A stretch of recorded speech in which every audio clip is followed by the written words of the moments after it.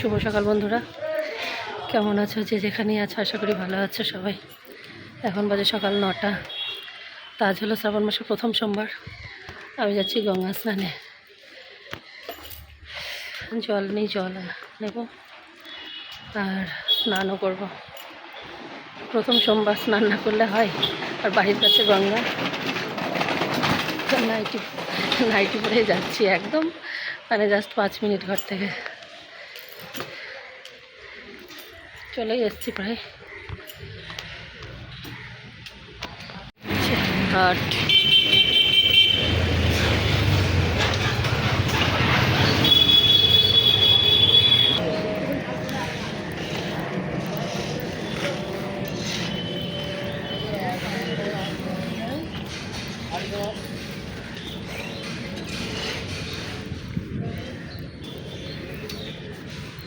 সারদামা, এটা সারদা মায়ের ঘাট।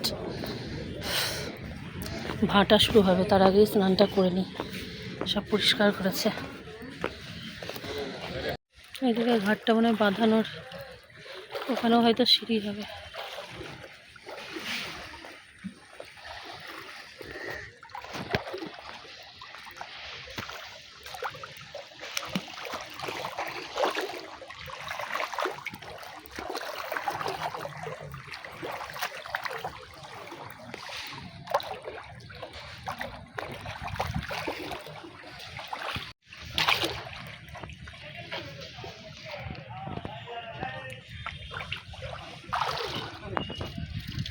ওই দিকে হচ্ছে বালি ব্রিজ। এটা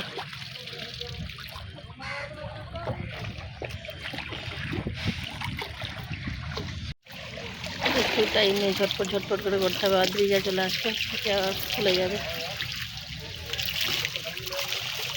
যেহেতু ভাটা শুরু হচ্ছে এই জন্য জল কম।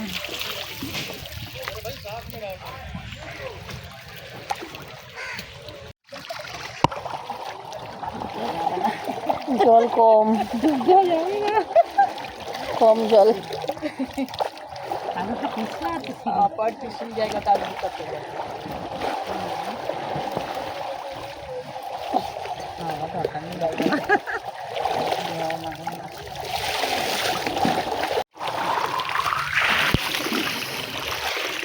ভাটা শুরু হচ্ছে বলে জল কম।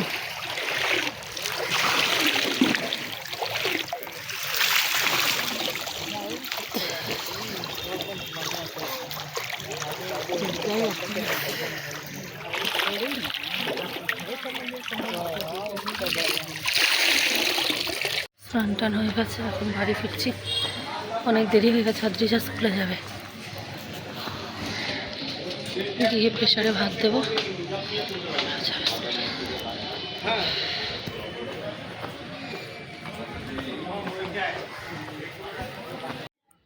তো দেখো, এখানে পঞ্চামৃত তৈরি করে নিয়েছি।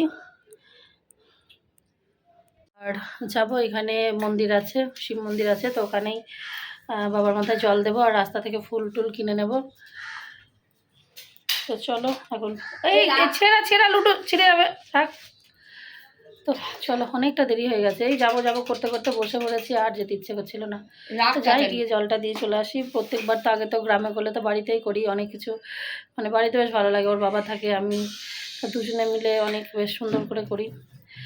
পুজো কি সব জায়গাতেই সুন্দর, এখানেও সুন্দরই হবে, কিন্তু এখানে মানে বাড়িতে নয়, মন্দিরে গিয়ে জলটা দিয়ে আসি বাবার মাথায় এসে। চলো। তো দেখো, বাবার মাথায় জল ঢালবো বলে বার হলাম, আর সেই বৃষ্টি।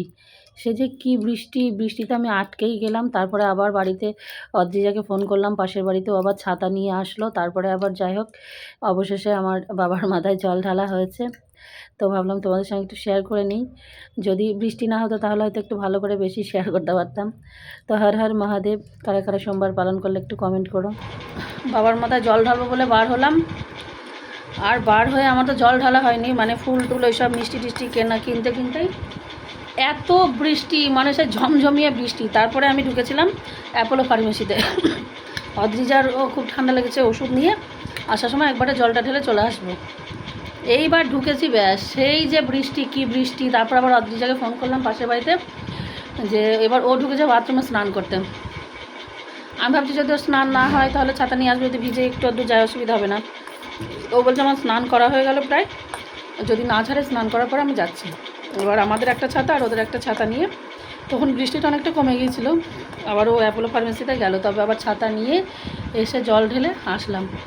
এসে আবার যে সাবুটা যেটা খাবো সেটা যে ভিজিয়ে যাব সেটাও মনে নেই। বাড়ি আসার পরেও অর্ধেককে বারবার বলছি ভিজা ভিজা, ও আমি ভাবছি ও ভিজিয়েছে, ও ভেজায়নি। তারপর আমি ভিজিয়েছি, এখনও হয়ও নি, কিন্তু যাই হোক খিদে পেয়েছে, কী আর করবো।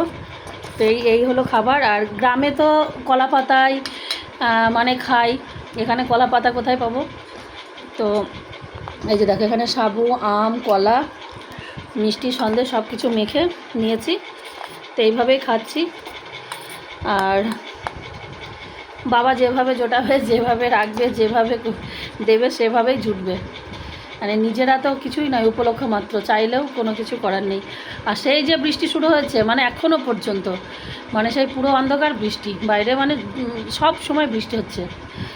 এখন যেহেতু এই যে জানালা টানালাগুলো এদিকেও সব দেওয়া আছে, উপরে ফ্যান চললে কী হবে, ফ্যান চললেও ঘর গরম হয়ে থাকছে, মানে জানালা খুলতে পারছি না, ঘরে বৃষ্টি আছে। আর সেই সঙ্গে হয়েছে অনেক জামা কাপড় ভেজা, আমি কেচে সকালে মেলেছিলাম, সেগুলো প্রায় শুকিয়ে গিয়েছিলো, কিন্তু অদ্রিজা যখন বৃষ্টি এসছে তখন নাকি দোকানে গিয়েছিলো, সব ভিজে গেছে সেগুলো।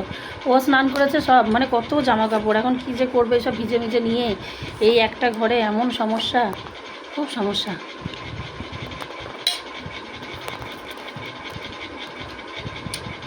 চলো এটা খাই, খেয়ে একটু শোবো।